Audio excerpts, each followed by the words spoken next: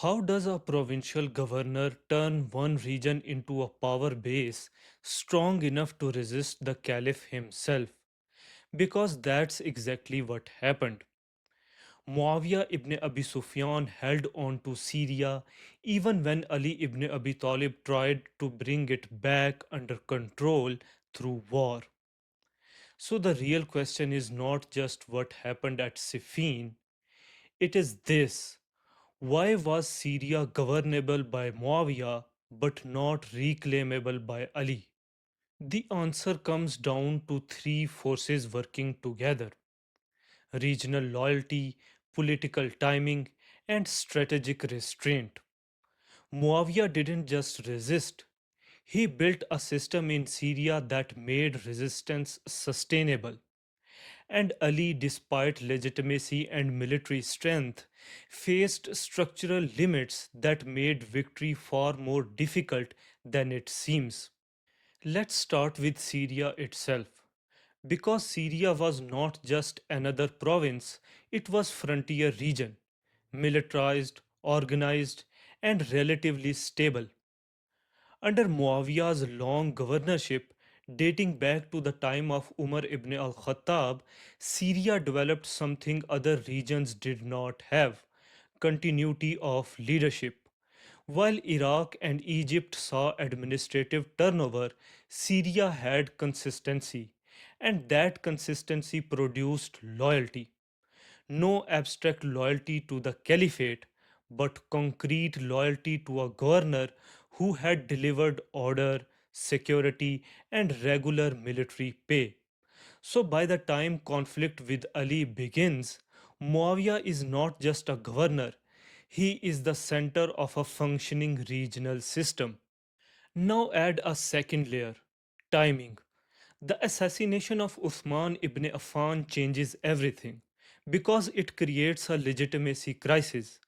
Ali becomes caliph under deeply contested conditions, and Muawiyah does something strategically powerful.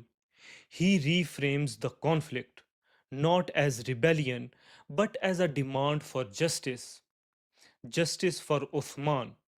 Now, this matters because it allows Muawiyah to position himself not as a rival claimant but as a defender of moral order. That framing gives him political cover.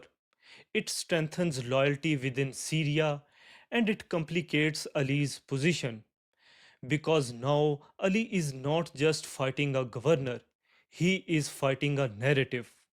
Now let's shift perspective. Why couldn't Ali simply impose control? After all, he had broader recognition as caliph, he had support in Iraq, he had military capability. So, what limited him?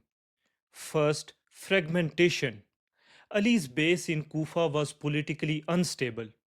Different factions, competing priorities, uneven commitment. So while Muawiyah commanded a relatively unified Syria, Ali commanded a coalition.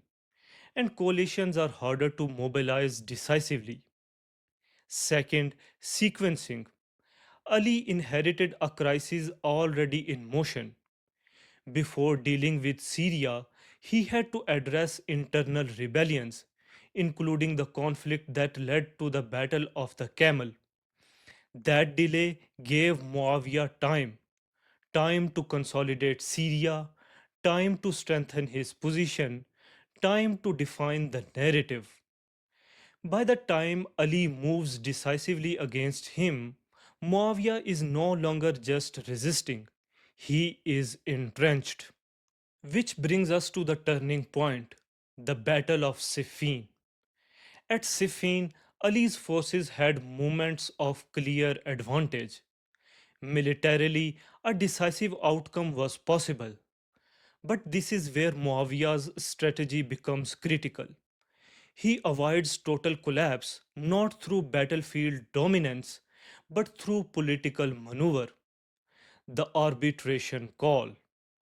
By raising copies of Quran and calling for arbitration, Muawiyah shifts the conflict from a military contest to a moral and political one. Now, this move does two things at once. It prevents immediate defeat and it exploits deviance within Ali's camp. Because not all of Ali's supporters agree on how to respond. Some saw arbitration as necessary, others saw it as a betrayal. That split weakens Ali from within. So Muawiyah does not need to win outright. He just needs to prevent Ali from winning decisively. And that's exactly what he does. So when we step back, a pattern becomes clear. Muawiyah's strength was not just military, it was systemic.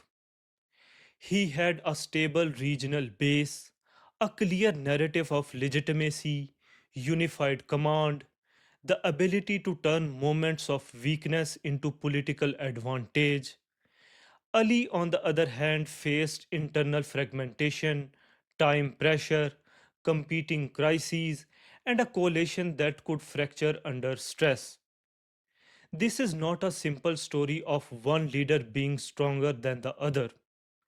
It is story of asymmetry. One side defending a cohesive region, the other trying to reassert control over a divided system. So why did Muawiyah manage to keep Syria out of central control?